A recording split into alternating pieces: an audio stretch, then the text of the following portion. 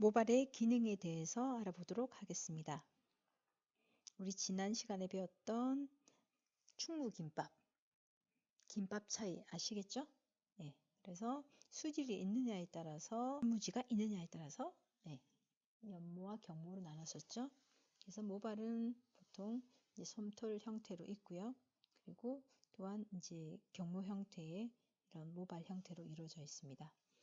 모발은 크게 치모, 연모, 중간모, 성모로 나눌 수가 있는데요. 베넷머리라고 해서 보통 태아에서 존재할 때 아주 섬세하게 아주 얇은 털, 이런 털을 보통 치모라고 하고요. 이것들이 이제 최종적으로는 연모로 바뀌겠죠. 예.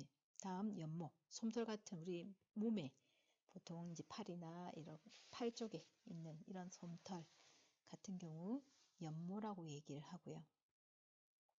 그리고 중간모, 성모. 네, 성모라고 하면은 보통 그 머리카락, 눈썹, 겨드랑이 털, 수염 등 이런 쪽에 구성되어 있는 털을 보통 성모라고 얘기를 합니다. 자, 모발 형태적으로 보면은 이제 단모와 성모 중에서도 이제 모발이 기느냐 짧으냐에 따라서 조금씩 틀리죠. 네, 이렇게 형태적으로 차이가 있고요. 그리고 좀 더 이제 자세히 보시면은 이제 모발을 이제 형태학적으로 또 다시 보시면은 이제 모발이 이렇게 직모냐 아니면은 약간 곱슬이냐 아니면 완전 이렇게 곱슬이냐에 따라서 이제 보실 수가 있는데, 그것들은 흔히 모경지수라는 게 있습니다. 모경지수. 이 모경지수라고 하는 것은 모발의 최대 직경, 이렇게 둥근 형태가 있다면 여기가 최대 직경이겠죠. 예, 이렇게 생길 수도 있을 거고 이렇게 생길 수도 있을 거고 뭐 조금씩 이렇게 생길 수도 있을 거고. 예, 그러면은 여기는 거의 1대1 동일하지만은 이쪽은 최대 직경이 넓겠죠. 최대 직경분의 최소 직경을 나눈 것을 모경지수라고 합니다. 그 지수에 따라서 보통 모발의 형태를 확인하실 수 있습니다. 그래서 곱슬이냐, 파상모라고 해서 약간 웨이브져 있느냐, 아니면 충모처럼 완전 곱슬이냐 하는 형태가 틀려지고요. 그리고 또 조금 차이가 있는 것이 보통 우리가 이제 두 정부에 있는 모발은 보통 가늡니다. 그래서 잘 빠지기도 잘 빠지죠. 그래서 나이 드신 분들은 여기 두 정부 많이 빠지죠. 하지만은 그에 반해 후두부는 모발이 굵고 건강하게 나는 경우들이 많습니다. 특징적으로요. 그리고 눈썹 위의 모발은 보통 비스듬하게 자라기 때문에 면도할 때도 이제 그냥 직진을 하시면 안 되고 약간 털이 난 방향으로 면도 시 손상이 훨씬 더 적은 것을 알 수가 있습니다.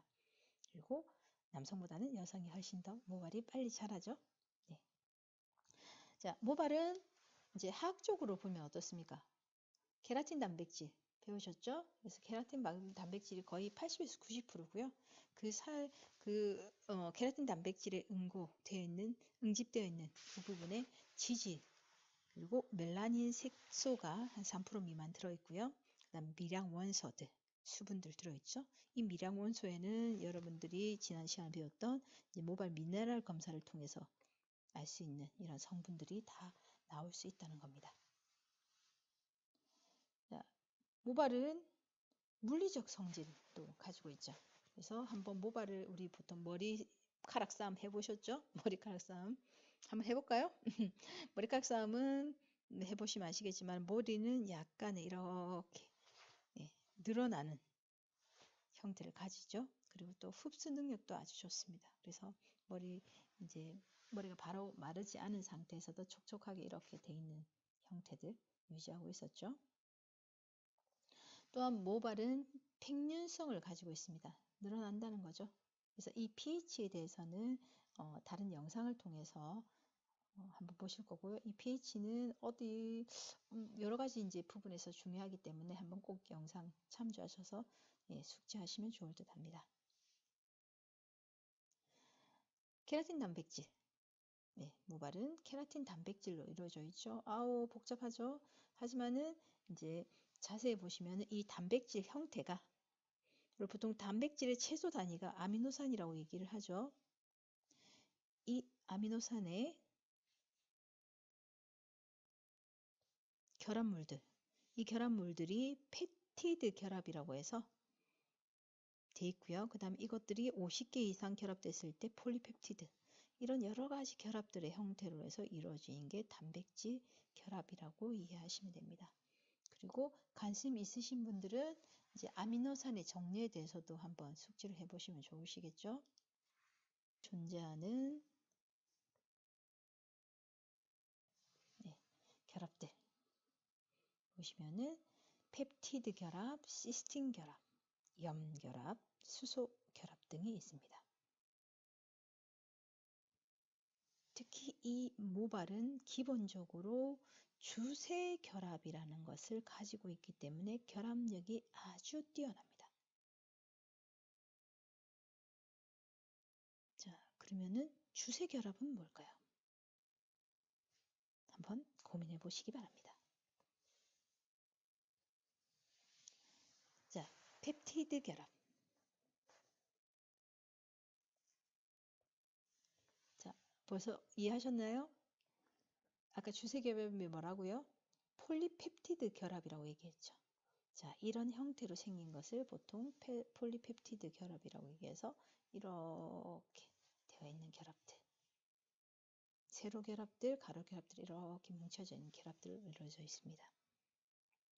그래서 이런 펩티드 결합과 염결합, 수소 결합, 시스틴 결합 등은 차후 좀 더 깊이 있게 공부해 보도록 하고요. 이런 결합이 있다라는 정도 인지해 주시면 좋을 것 같습니다. 또한 모발은 색소를 가집니다. 여러분들 신기하지 않으세요? 모발에 물을 뺀다라는 표현을 썼을 때 실제로 우리 이제 보통은 갈색의 항인종의 모발을 물을 빼게 되면 어떻게 나옵니까? 원래 물을 뺀다는 것은 그 모발에 있는 색소를 뺀다는 거잖아요. 그 색소를 빼면은 모발이 원래 하얗게 나와야 되지 않나요? 하지만 어떻게 나옵니까? 노랗게 나오죠. 네.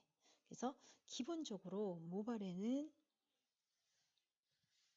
우리가 생각하는 흑갈색의 유멜라닌과 항적색의 페오멜라닌을 가지고 있습니다. 자, 유멜라닌은 흑갈색의 색상을 가지고 있죠. 흑색깔색. 그리고 페오멜라닌은 항적색의 색상을 가지고 있습니다. 그래서 이것들이 우리는 인지하지 못하지만은 우리 모발 속에 내재되어 있어서 이 색깔을 뺀다, 유멜라닌을 뺀다 하더라도 항적색의 이런 색소가 남아 있는 것입니다. 자, 이것들은 형태적으로도 조금 틀립니다. 크기가 이제 유멜라닌이 조금 더 크고요. 그다음에 페오멜라닌이 좀 더 작은 형태. 그리고 유멜라닌이 타원형인 반면에 이 페오멜라닌은 구형으로 되어 있습니다. 타원형으로 되어 있고요. 그리고 이 페오멜라닌에는 항을 함유하고 있습니다. 네, 상대적으로 이 흑갈색이 많은 유멜라닌을 가진 사람들이 자외선 방어력이 뛰어난 것을 볼 수가 있습니다. 네, 모발의 형태를 색소를 자세히 보시면요. 자, 모발의 색소들은 이렇게 쭉쭉쭉쭉쭉 모소피, 모피질, 표피를 통해서 올라가는데 주로 어디에 존재한다고요? 미량의 모수질에도 존재를 하지만은 보통은 모피질에 주로 존재한다고 했죠. 네, 모발의 색소입니다. 모발의 손상의 원인에 대해서 한번 알아보도록 할까요? 모발은 여러 가지 손상 원인들이 있죠. 그래서 생리적 요인과 라이프 스타일적인 요인에서 보시면은 주로 이제 가장 많이 차지하는 것이 여러분들도 잘 인지하시고 계시겠지만 호르몬적인 역할이 가장 큽니다. 특히 남성 호르몬, 안드로겐, 테스토스테론 같은 것들이 주로 많이 차지하게 됩니다. 그리고 영양분, 모발은 뭐 우리 모발 구조도에 보시면은 잘 이해를 하셨겠지만은 모유도에서 제대로 된 영향을 받지 못하게 되면은 모발은 손상하게 됩니다. 영양 결핍, 편식을 너무 심하게 한다든지. 또한 모유두 아래쪽에 있는 건 뭐가 있었습니까? 신경이 있었죠. 네, 그 신경에서 여러 가지 이제 뭐 이렇게 스트레스라는 것들을 인지하게 되면은 이것 또한 영양의 불균형을 일으킬 수 있다는 거죠. 네, 전체적으로 모발의 생성에 자극을 줄 수 있다는 겁니다. 또한 그 음식물의 불균형, 다이어트 이런 것들도 하실 수가 있고요. 라이프 스타일적으로는 어떻습니까? 우리가 흔히 이제 모발을 어떻게 이제 케어하느냐? 뭐 늘상 드라이한다. 잘 빗지 않는다. 잘못된 커팅을 해서 이제 모 소피가 손상이 되었다. 샴푸도 너무 이제 자극적으로 한다. 타월 드라이 시에도 충분히 우리 모 소피라고 하는 것은 기본적으로 뭐에 가장 약했습니까? 예, 물리적 자극과 마찰에 아주 약한 구조를 가지고 있습니다. 그래서 이런 자극적인 라이프 스타일을 가지고 있을 경우에 모소피는 손상을 받게 되고요. 모소피가 손상을 받게 되면 당연히 모피질 내에 있는 여러 가지 이제 주요한 물질들이 이 모소피, 우리 김밥 옆구리가 터지는 옆구리가 터져서 밥이 나오는 형태처럼 모피질의 주요한 성분들이 밖으로 빠져나가서 손상을 더욱더 가속화시킬 수 있는 부분이 될 수 있다는 겁니다. 다음 보시면은 화학적 요인 당연히 있겠죠? 네. 흔히 화학적으로 많이 우리가 알고 있는 펌들, 탈색들, 스타일링제드 충분히 모피질과 모소피를 손상시킬 수 있는 자극적인 행동을 하고 있습니다. 그 외에도 환경적 요인이 있습니다. 지나친 자외선에 의한 모발의 손상, 너무 건조하거나 또는 소금물이 강한 해수에서 또는 대기 오염에 의해서 여러 가지 물질들이 우리 모발을 손상시키고 있는 것입니다. 자, 이 모발의 손상에 이어서 탈모에 대해서 좀 더 고민하는 시간 갖도록 하겠습니다. 수고하셨습니다.